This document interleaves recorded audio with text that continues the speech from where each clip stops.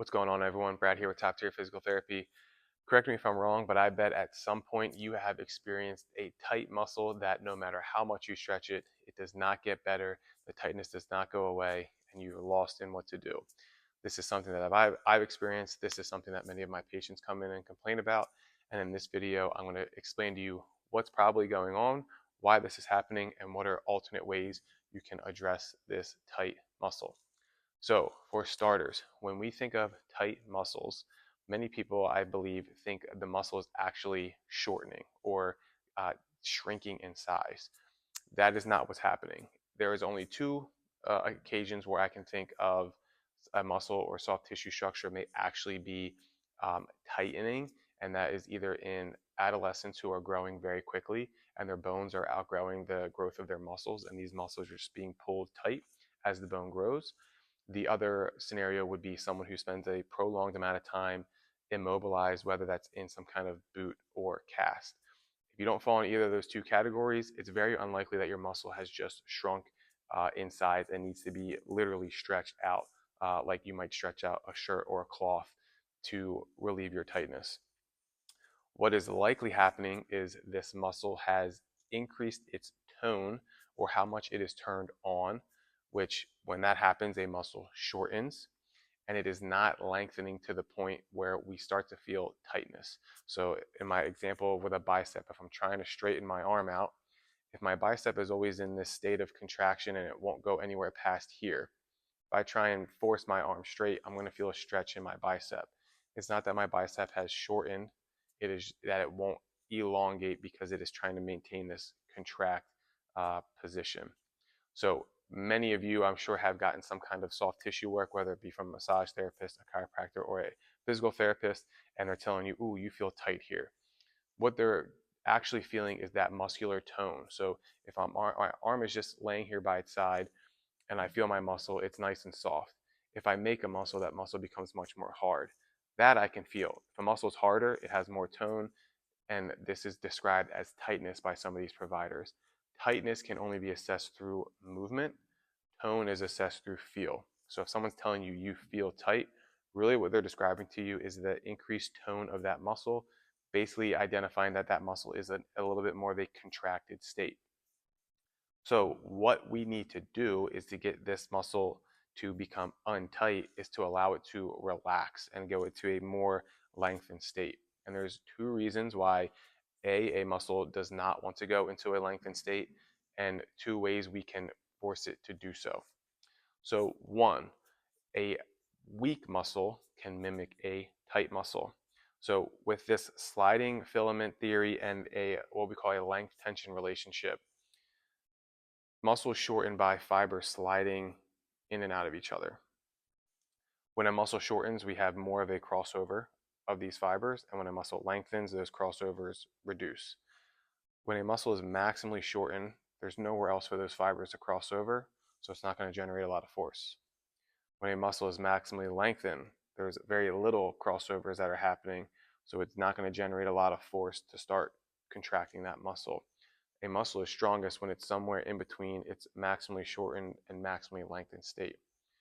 So if we know a muscle is weak when it is in a maximally lengthened state, our brain knows this as well, and it is not going to allow a weak muscle to become weaker. When a weak muscle becomes weaker, we just have higher risk of damage to our tissues, to the muscle, which results in an injury. The brain's not going to want that to happen, so it's going to prevent that weak muscle from lengthening and becoming weaker by maintaining some level of contraction. How we will address this to get this muscle to relax is to strengthen that muscle. So patients that come in and they have a tight upper trap, we might do some shrugging. We may do some cervical side bends against resistance. We could do some cervical isometrics. Tight hamstrings could be done with something like a seated hamstring curl where we're isolating that hamstring. It could be done with a functional movement like an RDL where we're loading the hamstrings but also developing functional strength. These are different ways we can strengthen the muscle while also improving the flexibility of that muscle, because now the brain knows it's strong, it's at less of a chance of injury, we can let it lengthen a little bit more. Reason number two why this muscle may not be completely relaxing is it is a response to some kind of injury. So the best example that some people may be able to relate to is a whiplash injury. You were involved in a car accident, you were rear-ended, your head snaps back, you develop a ligamentous injury to your neck, and all the muscles in your neck contract. They do this in a self-preserving manner to brace the neck. So it's almost like instead of wearing a collar, those muscles are serving as a collar because they're squeezing on and they're preventing any movement in the neck.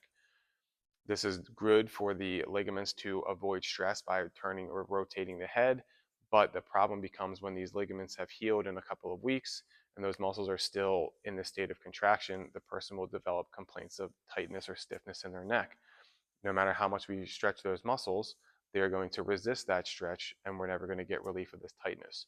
So what we need to do is allow those muscles to relax, and we can use something called PNF stretching to address this. So PNF stands for peripheral neuromuscular facilitation. There are multiple different ways we can utilize PNF for stretching. My personal favorite is the contract relax of whatever muscle we are trying to lengthen. So if we go back to the neck example, we're going to go through a couple of cycles of contracting that neck muscle. So it could be done with a resisted shoulder shrug. We're going to do a couple reps there, and then we'll go right into some kind of cervical side bend stretch to stretch that trap. We can do this with the hamstrings, where we're going through a hamstring stretch with a band, holding for a short amount of time, and then going through active hip extension.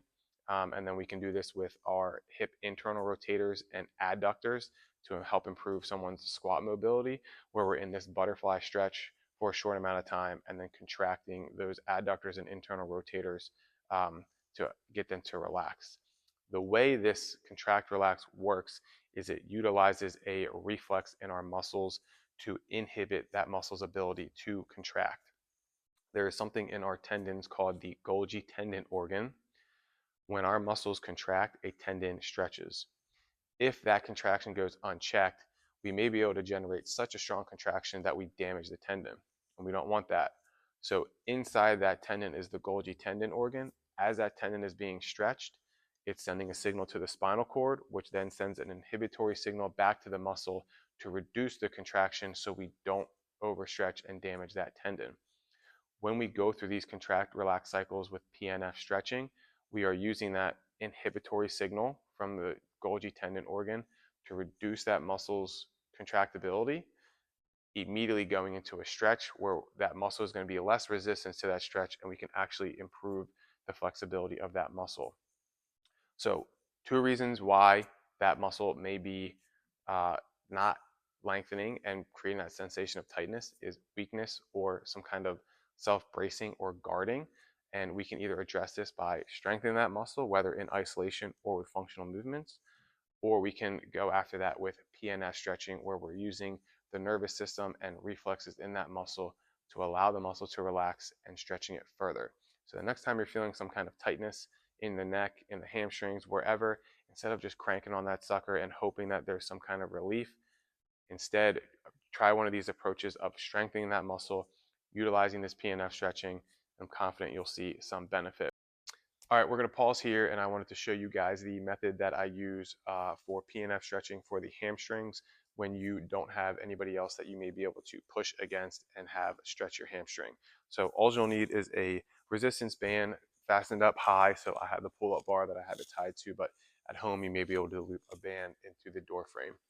We're going to lay on our back, and we're going to loop that band around our ankle to lift us up into a hamstring stretch. You may need to scoot forward or backwards depending on how much or little of a stretch you feel. We're going to hold this stretch for just 10 seconds, so a nice short stretch. Then we're going to go through a cycle of 5 to 10 hip extensions with that band. So should be feeling the hamstring, maybe a little bit of glute firing here as well, but getting that hamstring muscle to turn on. And then we're going to go back into that stretch at the top. As you go through cycles of this, you may feel like the stretch at the top is reducing. That could be a sign that the PNF stretching is working and this muscle starting to lengthen. So what we would do there is just scoot forward, put more tension in that band to increase the stretch. before we would go back through another cycle of hip extension. So one of my go-to hip mobility exercises for someone that's having some kind of difficulty squatting would be a hip adductor and internal rotator PNF stretch. So when we go into a squat, we go into this flexion, abduction, and external rotation movement. If my adductors and internal rotators are tight or not lengthening, we can go through this PNF pattern here to address that. So you're going to sit up against the wall, get into this butterfly stretch position that I'm sure a lot of people are familiar with. You can use dumbbells, kettlebells, any kind of plate to put on your hand. If you don't have any plates, you can simply just push down with your hands. Putting the dumbbells, kettlebell plate on the inside of the knee and going through a short little 10-second stretch here. After 10 seconds, you're going to give me 5 lifts. Doesn't matter how high you get. We're just trying to turn those adductors and internal rotators on. After we go through those 5 to 10 contractions, we'll go back into a 10-second stretch, and we'll repeat this stretch contract cycle anywhere from 5 to 10 times. All right, so hopefully those 2 examples of the PNF stretches help kind of jog your thought process of what that contract relax cycle should be like. In the 2 examples that I gave you, I went through active contractions, concentric contractions. They don't have to be concentrics, they could be isometrics where you're pushing against someone like your therapist or a teammate or trainer or somebody who is stretching you, and then you're pushing against them for that active contraction part. But next time you're feeling some kind of tightness, give the PNF stretches a try. Work on isolating that muscle or doing functional strengthening for that muscle. But just know that that prolonged stretch or that cranking on that muscle for a minute or so, you're probably not doing yourself any good, and you're not going to get really anywhere out of that or anything out of that. So give these a try and let me know if you have any questions. See you guys in the next video.